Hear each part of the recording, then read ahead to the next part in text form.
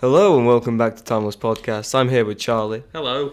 Today we're going to be discussing topics such as Bishe Japanese characters in film, narrators, the origins of narrators, and Martin Scorsese as a little thing just to make Charlie feel better about himself. What, why am I like a massive Martin Scorsese fan? I feel like you are. I'm not. I like his films. I wouldn't say I'm a big fan, but I like his films. To be fair. I'm more of a Christopher Nolan guy, you see. Have you seen the Open Heart trailer? I have, yeah. It looks very good. He created the actual He did. explosion. That would be interesting in the behind the scenes to see how he recreated a nuclear explosion. It's actually not like a behind the scenes. It's not like a special effect. Now, he actually just launched a nuke in the middle of a desert. It was fine. Look, only a few cast members died. They've only had to recast only six. a few got like cancer. What? Robert Downey Jr. got vaporized. Cillian Murphy got vaporized. Who's in it? It's Cillian Murphy. The cast of it's insane. Like I want to say Robert De Niro, but I do not think that's. No, the cast of it is massive. So there's Cillian Murphy, Robert Downey Jr., Matt Damon, Rami Malek, Emily Blunt. Rami Malek's in Rami there. Malek's. He seems to be in everything nowadays. Yeah, Florence Pugh. I can never say her last name. You know. Mine. No, Florence Pugh, not yours. Oh, okay. Like I can say your last name. I can't say yours. I'm gonna be honest. I forgot. What? Yours. Cardy, Ben Affleck. Yeah, you just like a supporting cast. Gary Oldman, Casey Affleck was Ben Affleck's brother. Believe it or not. Hang on, go on. Yeah, John Clark's in it. No, the cast of it's massive. Like the names in it are insane. Yeah, but but my one worry about it's gonna be like another Cats. We had such what? Do you remember like how we were like all saying, "Oh, this is gonna be such a good film," The Cats, when it was first announced? Not when we watched the teaser trailer for it. Right. I was like, we saw. What are we talking about? The same one, the James Corden one? Yeah. When you first saw the list for it, the cast list, it had Taylor Swift, James Corden. And you're like, "Oh, this might actually be a good film." No, the Cats film was. Taylor Swift, Judi Dench, Idris Elba. Jennifer Hudson, Idris Elba, Rebel Wilson. No. You see, once you get to Jason Derulo. Jason Derulo. No, this film had like an okay cast. No, Judi Dench. Yeah, but it had James Corden in it. So for every Judi Dench, you have James Corden. You got to think about it. He cancels Judi Dench out. Idris Elba though. Okay, yeah, Idris Elba, but then you have Jason Derulo. And then Ian McKellen, but you've got Rebel Wilson. So you see, every good cast member, there's like one that's not. So it cancels it out. Whereas Oppenheimer's just full of like big names, but like good names. Yeah, but they're actually actors. Yeah, like James Corden's not an actor. James Corden has. Okay. Well, I mean, no, he is just not a very good. If we talk about like that, have you seen the film Amsterdam? Margot Robbie. No, I actually did want to watch that though. Is that any good? It's good. Christian Bale in it, but it wasn't received good. Right, by a general audience. And I think that's what's happening with Babylon, you know, the new Brad Pitt film? Yes. Yeah. That looks quite good, I think. I don't know. I haven't made my mind up. I want to go watch it, but I was reading, it was just some Looper video. Looper, what a channel. I think probably the reason why it's bombed at the box office.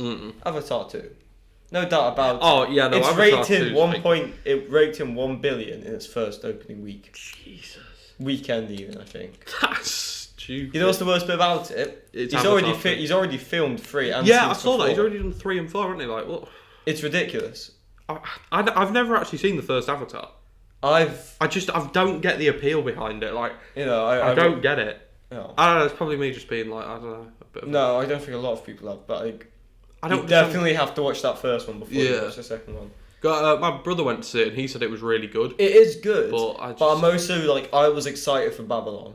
Yeah, I think it explores the rise and fall of 1920s cinemas. Yeah, and that is such an interesting time. I think it's overlooked. Yeah. Because it's when sound was just coming in. Yeah, and it was like sort of the birth. You were using records. Yeah, basically. It was incredible, and it's that film does look good. I'd watch any film with Christian Bale in it though. I'm a bit of a Christian Bale.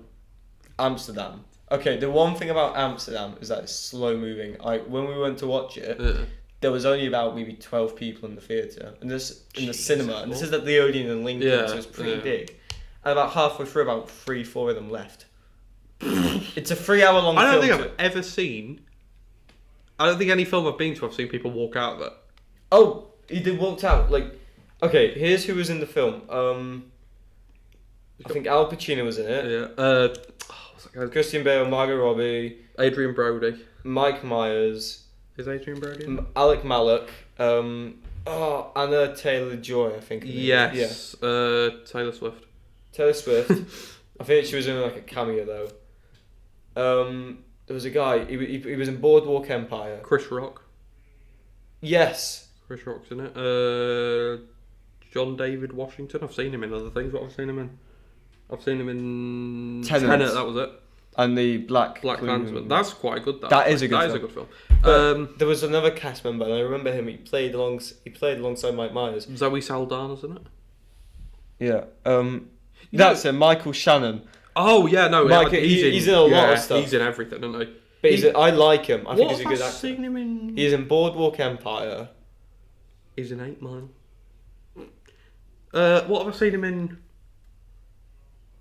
He plays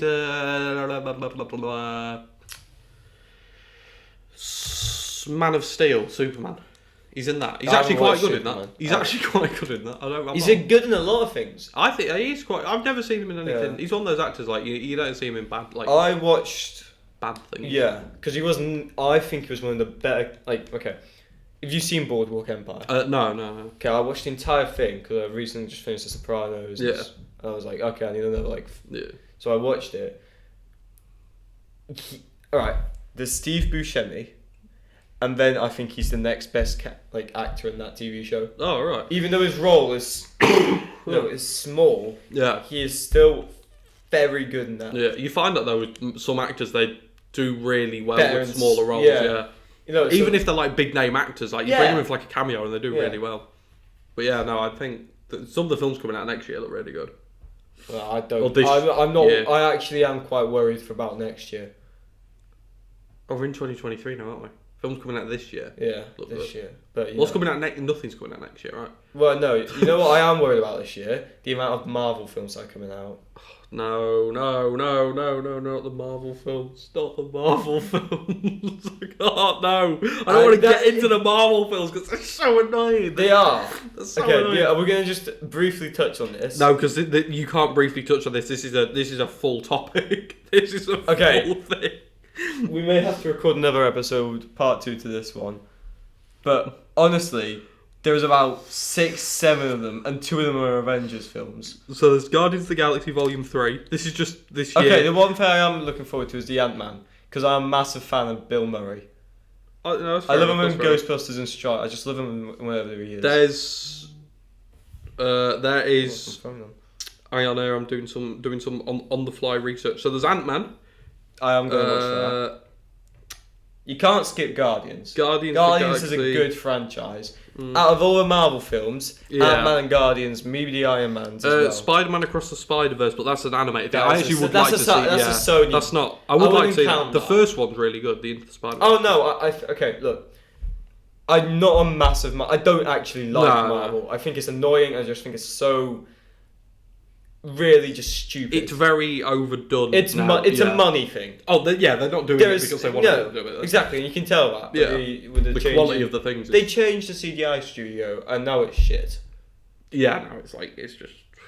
Yeah, but the thing is, they overwork the CGI people to the point where they don't get work. Exactly. It's just like I think Marvel. You know what it is with me for Marvel films? After Endgame. It got boring. I think that was the last. Okay. I think the last good year of Marvel was when Spider-Man No Way Home came out, and then it's just been bad from there on out. I actually got a bit of flack from one of my mates, so I didn't really like. No, sorry, that's wrong. I did like it the first time I watched it, but on a rewatch, it's just a bit boring because the whole point of that film was to go like, oh my god, Andrew Garfield's back. Tobey Maguire's back. I like that. I think they handled that really well. that was good. I think that was a nice thing into like the multiverse. Yeah, but when you then watch it back and that magic's sort of gone, it's like it's still a good film, but it's not like the first time watching it was like, okay, this is really good. But then the second time, I was just like, yeah, well, I know what... Not that I know what's going to happen, because obviously if you didn't rewatch films because you knew what was going to happen, you'd never watch another film again, right? But it was a bit like, oh, okay, well, it's kind of ruined the moment, because I know who's going to come out when, and I know what's going to happen. It's the surprise factor of it's gone. And it just makes a rewatch a bit more dull, I suppose. But no, Marvel films the characters are annoying. That's what it is. They've turned every character into Tony Stark. Oh, definitely. Even the Hulk isn't supposed to be a funny character. Thor isn't supposed to be a funny character. Like, you can't have Thor. I like speaking as a DC. Yeah. I think that's because you like DC. Yeah, I'm a DC guy. So like, even though you're saying this and you don't really. Yeah, I know enough about the characters to know like exactly. Yeah, Iron Man, right? Perfect. Like Hulk cracking a joke. So it's just weird. It's just weird. I've never really read Marvel. That's why I think the first Avengers worked so well with Bruce.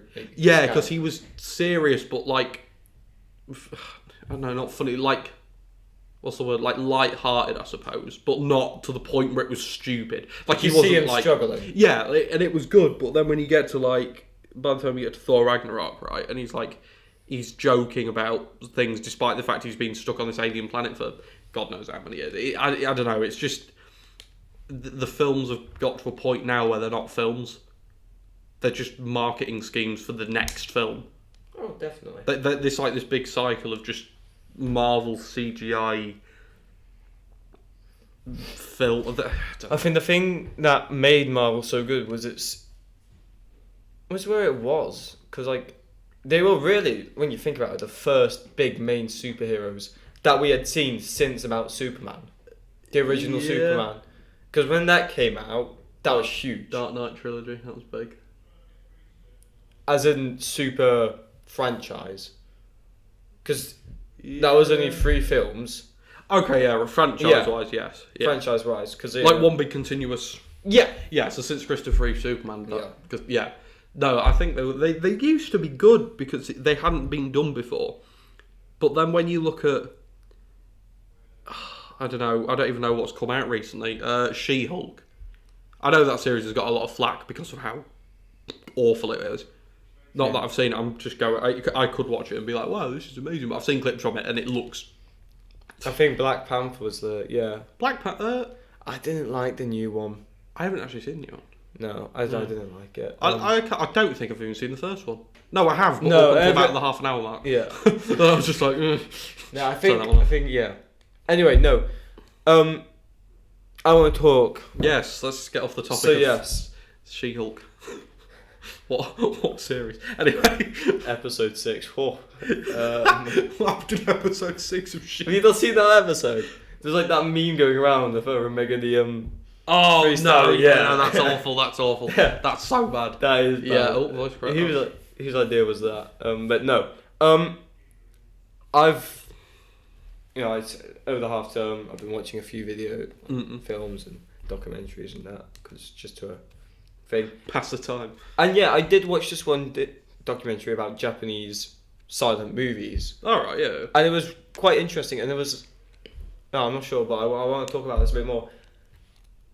When it came to the Japanese side of it, so they talked about the American and the influence from the West to here, from Europe to America to Japan, that's how I see it. Right.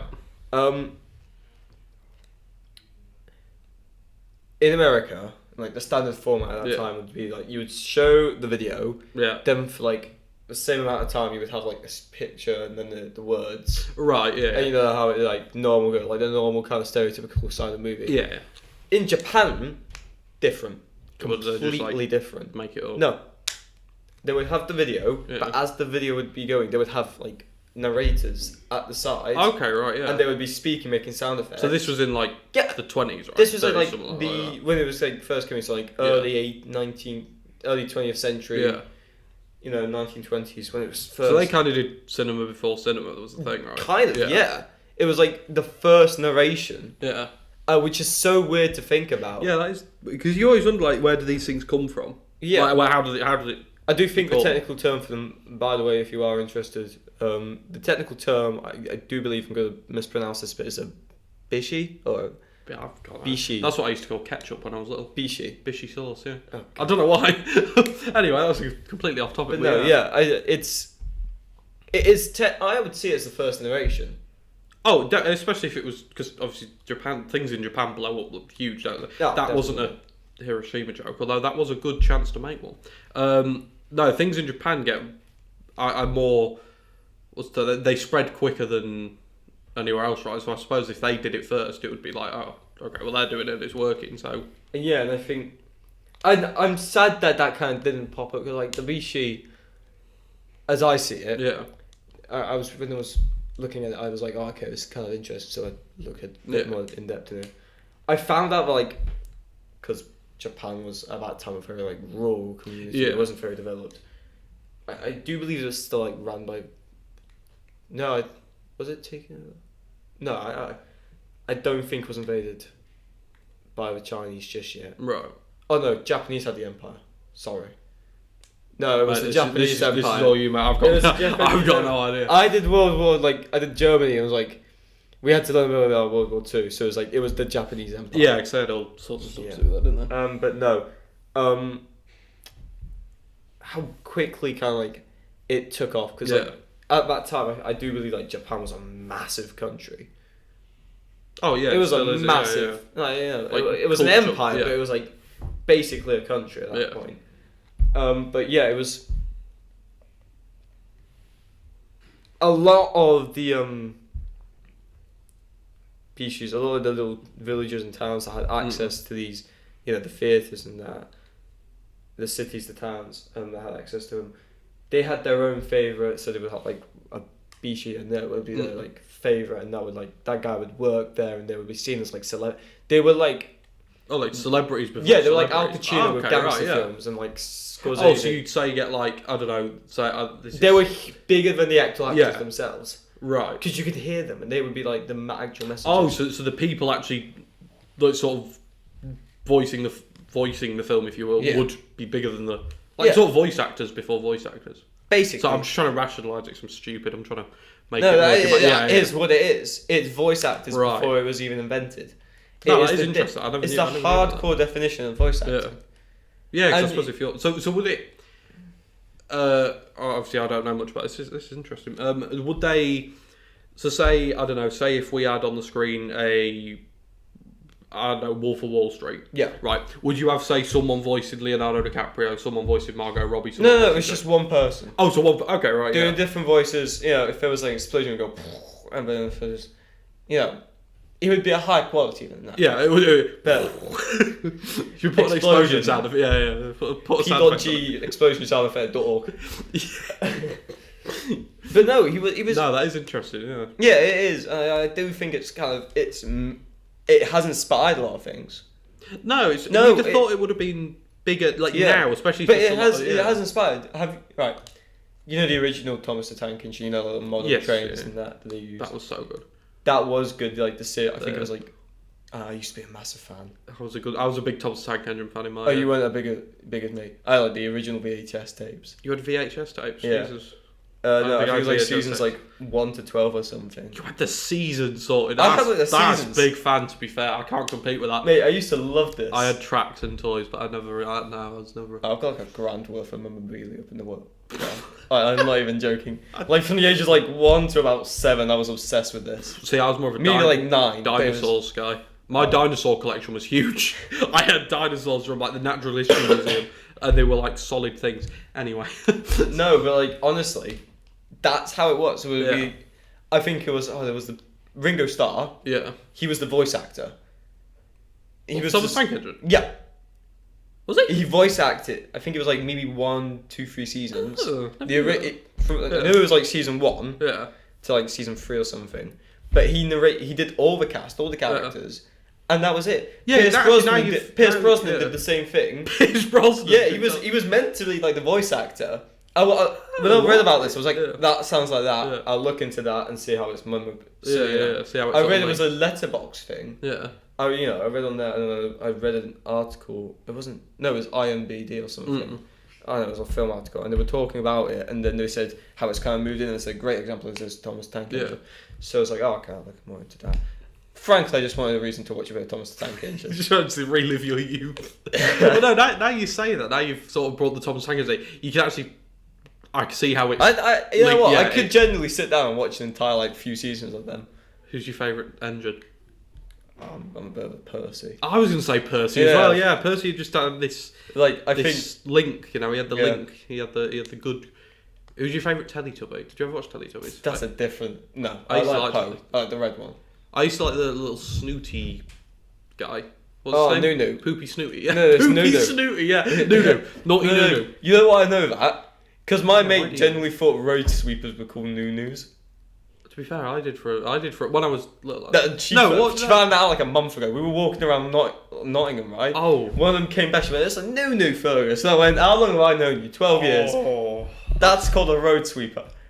You are. It was. Yeah, that's rough. That's rough. I call them those little road sweep things suckies, because you know like the game Lego Batman, right? Yeah. There's a level in that where you have to build this essentially road sweeper and sweep up this goo. And so I've just called them suckies ever since then. But the whole Japanese film thing, I never knew about that. That is I know, it's interesting. And it's weird to think how much, that could have been, I think that would have been a great thing, but I can understand why it hasn't taken off. Yeah, I'm genuinely... It's a bit like, it's a bit like more... niche. It's not, it's like films nowadays, kind of. This could have been such a great film for a film lover. Yeah, but it wouldn't be a marketable thing. So film studio wouldn't go for it. It's like I don't know, it's like, why do you really want to watch it? Like a Star Wars film that would go generate millions of dollars, or make a film with Martin Scorsese about a piano man during World War II Nazi time. What would you rather make? That's a better deal. Oh, what would I rather? Hang on. To be fair, rather make. Okay, probably the Star Wars film. Exactly, because it's more bankable. Well, no, I just think Star Wars is what is going. If you can hear any banging, I do apologise. Sure, I do believe it's I heard of it. It's like that scene in the Jungle Book where they're marching through the jungle. Have you seen the live action Jungle Book? That scene in that's really cool. I know obviously they're not CG real elephants, but that's really cool. I actually enjoyed that film. That is a good film. That's one of the better live action Disney films. Because they went through this weird phase of making live action Disney films. They still are, aren't they? They're going to make that new Is it it's The Little Mermaid. I was going to say Under the Sea. Under the Sea.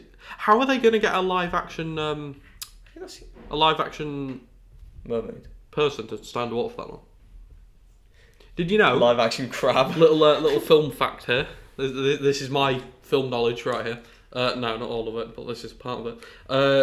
The record for someone holding their breath the longest in a film was recently broken by an actor on Avatar. Sorry, not an Avatar. Wasn't it held by Daniel Craig?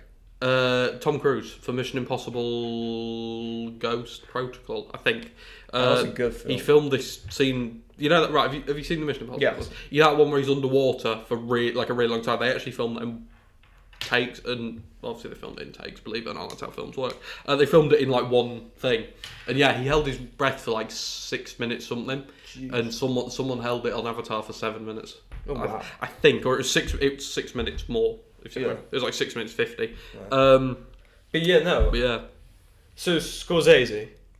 Yeah, let's get on to that. Let's talk about that, and then we'll have to finish up here.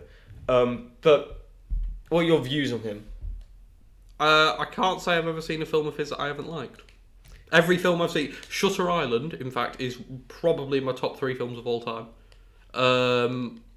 I really like Wolf of Wall Street. Have you seen The Passion of the Christ? No, I haven't. Passion of the Christ, I do believe. I do need more films to watch. It's his most controversial film, I think. He had to have bodyguards to walk around with him because. Oh. Yeah, during I think it was the 70s that came. Yeah. And of course, America was massively Christian at that time. Yeah. But sorry, I'm not ignoring you. He was in Shark Tale. That's good to know. Scorsese. Yep. I was just trying to re-jog my memory of films he's done. But Taxi Driver. I like Taxi Driver. Taxi Driver is a great film. The Irishman. I was actually talking to my dad about this on whenever it was recently. and we were saying we wanted to watch it, but it's like 3.5 hours long, which obviously you can't really like, at college the next day. Nah, I can't. See, if I watch a film at home, I've got to be in bed. I can't sit if it was like a Saturday afternoon, I could not sit and watch a film. And it's really weird because obviously I love films, but I don't know what it is. So The Irishman, I'd have to set aside a night to watch it, and I really want to because it looks. I've watched it a few times, and I tell you, a few times. Fair enough. Well, listen. I sat for the entire Godfather trilogy and its extended features. That's impressive, actually. In one sitting. Godfather trilogy is very good. Yeah. The first Godfather film, when I watched it, I actually wasn't a big fan of it. But after it had finished, I sat there and I was like, "That's actually really good." That, when you're watching a film, you kind of make an opinion on it, and you're like, "Oh yeah." When I was sat there, I was like, "Oh, it's all right, I guess." But then afterwards, I was like, "That's actually really good." And then I watched it again, and I was like, "Okay, yeah, that is as good as people say it is." But yeah, anyway, back to Martin Scorsese. I think the thing with The Godfather, it's not meant for a general audience. No, you have to be a film person. Yeah. Well, but you don't have to be. My mum watched it, and she's not a film person. You can't go into it expecting to be, quote unquote, entertained. No, I think you can. It is, but it's more. Don't come in for it, quote unquote, to feel don't make an assumption about it. So I think you've got to. You can't sort of go in with a preset opinion.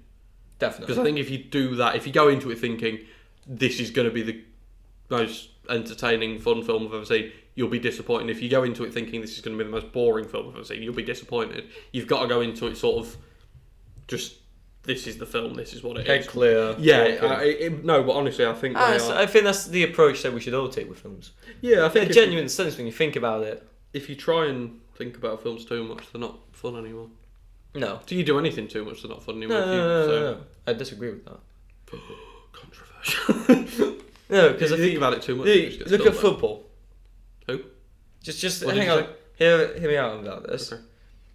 Because film's got a wide variety of subgenres and genres. Yeah. There's always something different.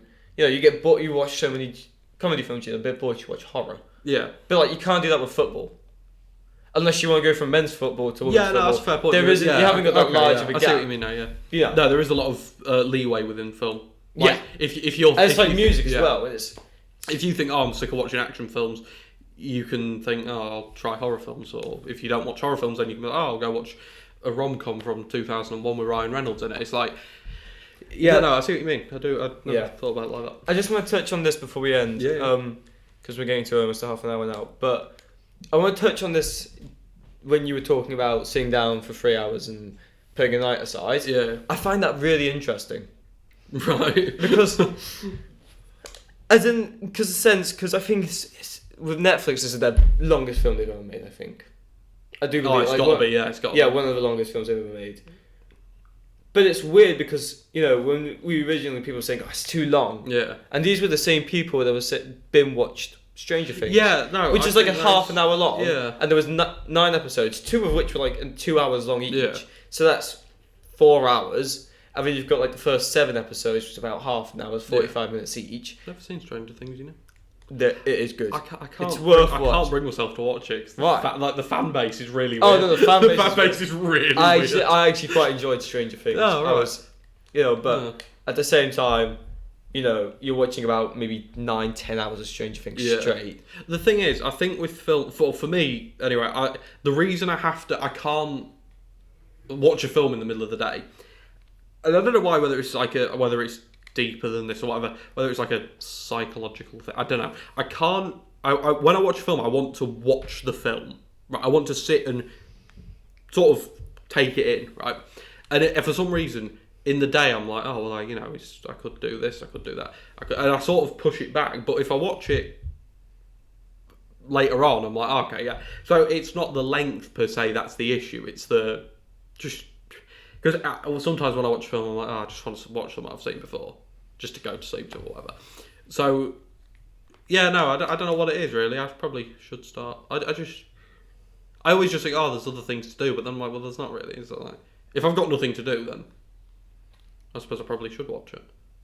And I will watch it eventually. It's just finding the finding the time, which is weird because not even the time, just the want. You see, because I have to be in the mood.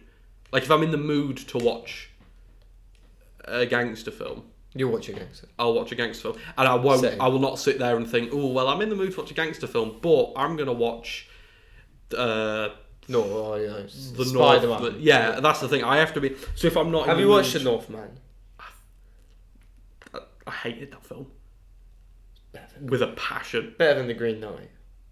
Much better than the Green Knight. Me and my dad and my brother went to see the Northman in cinema, right? And I booked the tickets because I read a review on it, and it said it's like the Viking John Wick. It kind of is. And I was like, Viking John Wick, that sounds awesome. So we booked the tickets and we showed up, and me and my brother were sat there, and we were both just like, what is this? And my dad was really loving it because he likes sort of Vikings and stuff like that.